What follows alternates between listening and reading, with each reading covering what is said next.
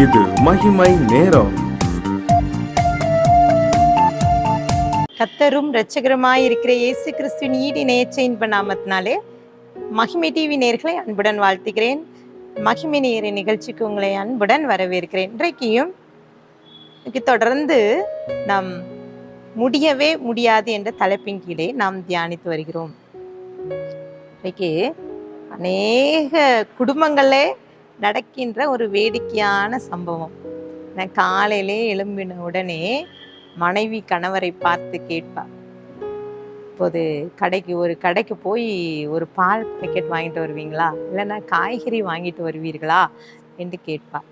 உடனே கணவர் சொல்வார், இப்போ என்னால் முடியாது, இல்லை நீ போய் வாங்க, இல்லைன்னா பிள்ளைகளை அனுப்பிவிடு என்று சொல்வார். உடனே ஒரு சில நாட்கள் கழித்து மனைவி சொல்வார், இரவு நேரத்தில் இப்படி எனக்கு நாளைக்கு காய்கறி தேவைப்படுது, கடைக்கு போய் வாங்கிட்டு வாங்க சொல்லும்போது கணவர் சொல்வார், இப்போ என்னால் முடியாது, நாளை காலை நான் வாங்கி தருகிறேன் என்று சொல்வார். பிரியமானவர்களே, இன்றைக்கு சில நேரங்களிலே சில வேலைகளை சில நபர்கள் இல்லை நாமோ செய்வது முடியாத காரியமாக இருக்கிறது. இப்போ முடியாது, பிறகு செய்து தருகிறேன் என்று சொல்வது உண்டு. இது எல்லா வீடுகளிலும் நடக்கிற ஒரு வழக்கமான ஒன்று. ஆவிக்குரிய வாழ்க்கையிலும் கூட சில நேரங்களிலே நம்மால் முடியவே முடியாத சில காரியங்கள் இருக்கிறது. வசனம் சொல்கிறது, லூக்கா 14:33 குறிப்பிடப்பட்டிருக்கிறது, அப்படியே உங்களில் எவனாகிலும் தனக்கு உண்டானவைகள் எல்லாம் வெறுத்து விடாவிட்டால் அவன் எனக்கு சீஷனாய் இருக்க மாட்டான். தனக்கு உண்டானவைகள் எல்லாத்தையும் வெறுக்காவிட்டால் ஆண்டவருடைய சீஷனாக நம்ம இருக்கவே முடியாது. முடியாத காரியம்.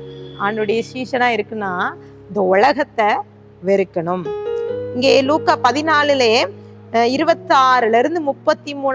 வசனம் வரைக்கும் நீங்க வாசித்து பார்த்தீங்கன்னா அங்க குறிப்பிடப்பட்டு இருக்கிறது, யாரோது ஒருவன் என்னிடத்தில் வந்து தன் தகப்பனையும் தாயையும் மனைவியும் பிள்ளையும் சகோதரனையும் சகோதரிகளையும் தன் ஜீவனையும் வெறுக்காவிட்டால் எனக்கு சீஷனாய் இருக்க மாட்டான். எல்லாத்தையும் வெறுத்துடணும். என்ன, மனைவி, பிள்ளைகள், உறவினர்கள், நண்பர்கள், சகோதரிகள், தாய் தகப்பன் எல்லாத்தையும் வெறுத்தாதான் சீஷனா இருக்க முடியுமா? யோவான் 12:25 சொல்கிறது, தன் ஜீவனை சிநேகிக்கிறவன் அதை இழந்து போவான், இந்த உலகத்தில் தன் ஜீவனை வெறுக்கிறவன் எவனோ அதை நித்திய ஜீவ காலமாய் காத்து கொள்வான் என்று சொல்லி அங்க குறிப்பிடப்பட்டிருக்கிறது. ஒரு கோதுமை மணியானது அது நிலத்தில் விழுந்து சாகணும். அது சாகாவிட்டால் அதனுடைய பலனை பெற்றுக்கொள்ள முடியவே முடியாது. அது போலதான் ஆவிக்குரிய வாழ்க்கையில நாம் சில காரியங்களை வெறுத்தால் மாத்திரமே நாம் ஆண்டுடைய சீஷனாக வாழ முடியும். பாருங்க, ஒருவன் எனக்கு ஊழியம் செய்வானால என்னை பின்பற்ற கடவன். அது மாத்திரமல்ல, ஆண்டவர் சொல்றார், நான் எங்கேயோ அங்கே என்னுடைய ஊழியக்காரர்கள் இருப்பார்கள். ஒரு எனக்கு ஊழியம் செய்தால் பிதாவானவன் அவனை கனப்படுத்துவான்னு சொல்றான். அப்போ நம் ஆண்டவருடைய பிள்ளைகள், நம் தேவ பிள்ளைகள் ஆண்டுடைய சீஷர்களா இருக்கணும்னு பிரயாசப்படுறோம். அப்போ நம்ம என்ன செய்யணும்? எல்லா காரியத்தையும் வெறுத்து விட வேண்டும். பிலிப்பியர்ல குறிப்பிடப்பட்டிருக்க 3:7, 8, 11, 12 வரை நீங்க வாசித்து பார்த்தீங்கன்னா அங்க அதை நான் வாசிக்கிறேன் பாருங்க. ஆகிலும் எனக்கு லாபமாயினவைகளை எல்லாம் அவைகளை கிறிஸ்துவுக்காக நஷ்டமென்று எண்ணினேன்.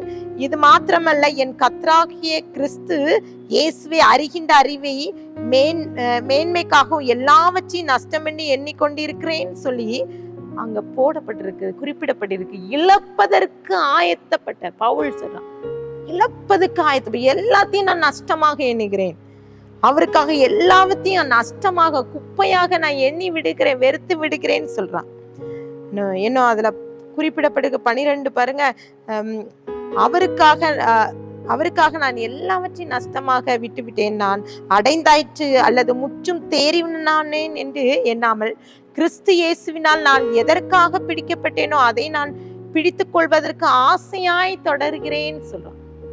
எல்லாத்தையும் விட்டுட்டு எதை தொடர்ற, ஆண்டுடைய ஊழியத்தை செய்ய வேண்டும், எதை தொடர்ந்து போகிறேனோ அதை தொடர்ந்து ஆசையான தொடர்றேன்னு சொல்றான். பாருங்க பிரியமானவர்கள், இன்றைக்கு நம்மை வெறுக்கின்ற ஒரு வாழ்க்கையை வாழ முடிகிறதா? இங்க பாருங்க, இன்னும் குறிப்பிட்ட ஜனவரி மாதம் 18ஆம் தேதி 1941 கிரகாம் ஸ்டெயின் பிறந்தார். பாருங்க, அவள் ஊழியத்துக்காக அழைக்கப்பட்டு இந்திய தேசத்துக்கு வருகிறார். அவருடைய மரணத்தை குறித்து நாம் எல்லாத்துக்கும் ஒரு தெரிந்த ஒரு காரியம். அவளை ஒரு உயிரோட எரித்து கொண்டு விட்டார்கள். இந்திய தேசத்துக்கு வந்து தன்னுடைய சொந்தம் பந்தம் எல்லாத்தையும் விட்டு அங்க இருக்கிற ஒரு தொழுநோய் மக்கள் மத்தியில அங்க ஒரு இல்லத்தை நடத்தி இன்னும் அங்க பழங்குடி மக்களுக்கு சேவை செய்து கொண்டிருந்தார். இப்போ அங்க இருக்கிற ஜனங்கள்லாம் அவனை வெறுக்கிறாங்க, கட்டாயமாக மதமாற்றம் செய்கிறாருன்னு சொல்லிட்டு அவரை எப்படியாவது அழிக்கணும்னு சொல்லிட்டு நிறைய திட்டங்கள் தீட்டுறாங்க. ஆனா முடியல.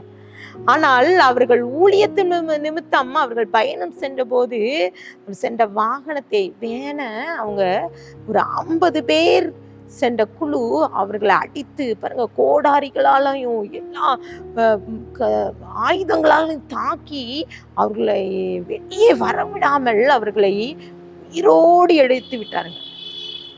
அங்க பாருங்க, அவரு ஜனவரி 23, 1999 மரித்து விட்டார், இறந்துட்டார். அவங்க கூட 2 மகன்கள் இறந்து விட்டார். ஆனால் கிரகாம் ஸ்டெயினுடைய மனைவி அங்க எல்லாரும் கேக்குறாங்க, என்ன செய்யணும், கணவரை கொன்ன இந்த மனுஷனை என்ன செய்யணும், மன்னிச்சு விட்டுட்டார்.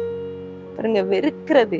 அது மாத்திரமல்ல, இந்த ஊழியத்தை அவர் வெறுக்கல, ஆண்டவரை நேசிக்கிற அந்த உலகத்தை வெறுத்தார். ஆனால் ஆண்டவரை நேசித்து பாருங்க, 2024 தான் அவங்க ஆஸ்திரேலியாவுக்கு திரும்புறாங்க. அது வரைக்கும் அதே தொழுநோயாளிகள் மத்தியிலே அவர்கள் ஊழியம் செய்து அதே ஜனங்களை பராமரித்து வந்தாருன்னு குறிப்பிடப்பட்டிருக்கு. பிரியமானவர்களே, இன்றைக்கு நம்மை வெறுக்கின்ற ஒரு அனுபவம் நம்மகிட்ட இருக்கிறா? நம் உலகத்தை வெறுக்கிற காரியம் நம்மகிட்ட இருக்கிறதா? ஆண்டட்ட ஒப்பு கொடுத்து ஜெபிக்கலாமா? அன்பின் பிதாவே, ஸ்தோத்திரிக்கிறோம், எங்களோடு பேசியிருக்கீங்க. இன்றைக்கு கூட இந்த நாளிலே நாங்கள் எசப்பா எங்களை வெறுக்காம, சப்பா அந்த உலகத்தை வெறுக்காம, ஆமாப்பா நாங்க இந்த உலகத்துல உமக்கு சீஷனாய் இருக்க முடியாது என்று சொல்லி நாங்க கேட்கிறோம்ப்பா. வாசிக்க கேட்டோம், நிறைய காரியங்களை கற்றுக்கொண்டோம் அப்பா. எங்க வாழ்க்கையிலே சப்பா அந்த உலகத்தை வெறுத்து உண்மை நேசிக்கிற ஒரு உள்ளத்தை எங்களுக்கு தாங்கப்பா. துதிக்கான மகிமை மக்கே ஏறெடுக்கிறோம், மீட்பர் மூலம் கேட்கிற பிதாவே, ஆமென்.